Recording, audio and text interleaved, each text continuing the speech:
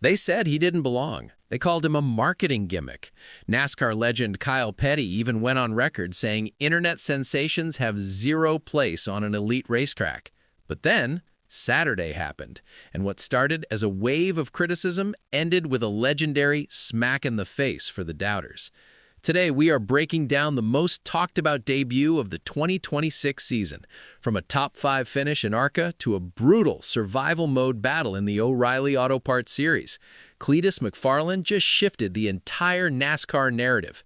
Before we dive into how he shut the critics up, do me a quick favor. Hit that subscribe button and join our mission to 10,000 subscribers. We're bringing you the rawest NASCAR updates every single day. Now, let's get into the chaos at the Rock. To understand why this weekend was so massive, you have to understand the heat Cleetus was taking. Kyle Petty wasn't just unsure, he was livid. He argued that NASCAR's National Series are the Ivy League of motorsports. His philosophy? You earn your seat with years of dirt tracks and late models, not YouTube views. And look, logically, Petty had a point. Coming into Rockingham, Cleetus's resume was thin, just a handful of ARCA starts and a rocky truck debut at Daytona.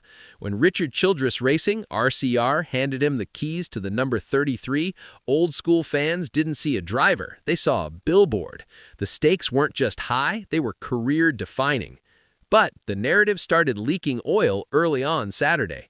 During the ARCA Menard Series East race, Cleetus didn't just survive, he competed. He brought the car home in 4th place, his first ever NASCAR-sanctioned top 5.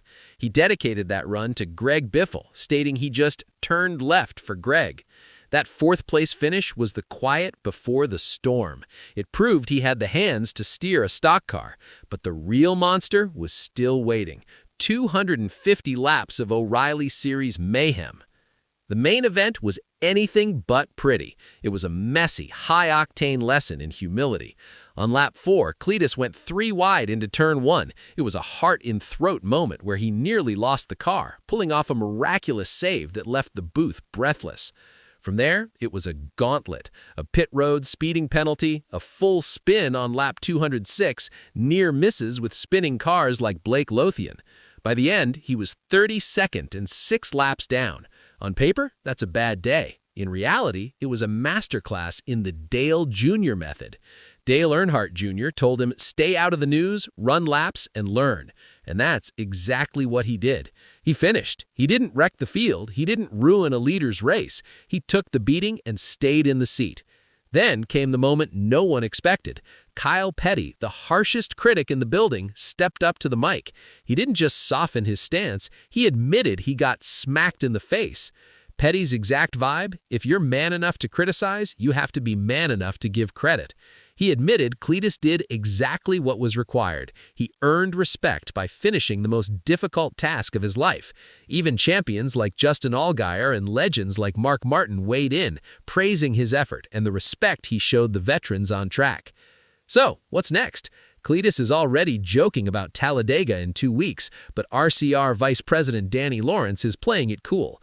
NASCAR still needs to evaluate if he's ready for the high-speed drafting of a superspeedway, especially since he missed out on live pit stop evaluations at Rockingham.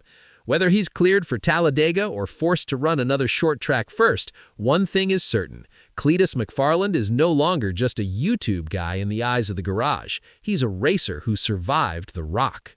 This wasn't a win on the scoreboard, but it was a massive win for the internet generation in sports. What do you think? Did Kyle Petty owe him that apology, or does Cleetus still have to prove he can actually maintain lead lap pace?